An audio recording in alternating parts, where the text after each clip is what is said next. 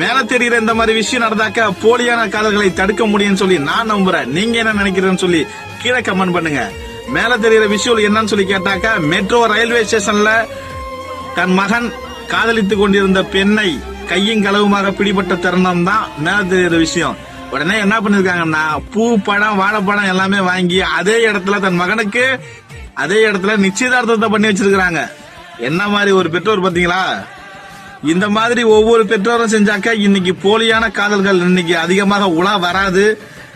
பெண்களும் கொஞ்சம் பாதுகாப்பா இருக்கலாம். அதாவது அதே மாதிரி ஒரு மகனுடைய தாயாக இருந்தால், இல்ல 100ல் 1 ஆளுக்கு ஒரு அப்படிங்கிற மாதிரி இருந்தாக்க தடுக்க முடியாது.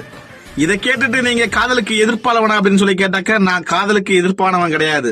ஆனால் இன்னைக்கு பெரும்பான்மையா இரவு நேரங்களில், அது சனிக்கிழமை இரவு ஞாயிற்றுக்கிழமை எல்லாம் இன்னைக்கு பெரும்பான்மையான இடங்கள்ல நீங்க பாத்துக்கிட்டு இருக்கலாம் இந்த காதல்கள் செய்யும் அட்டுழியம் அநியாயம் என்னன்னு.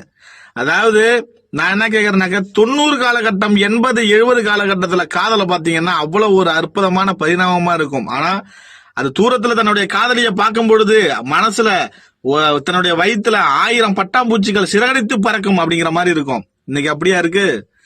அதாவது தன் வருங்கால ஒரு மனைவி, அந்த மனைவிய ரோட்ல வச்சு நாம ஒரு முத்தம் கொடுக்கிறோம், மற்றபடி பல வேலைகள் எல்லாம் செய்யறாங்க.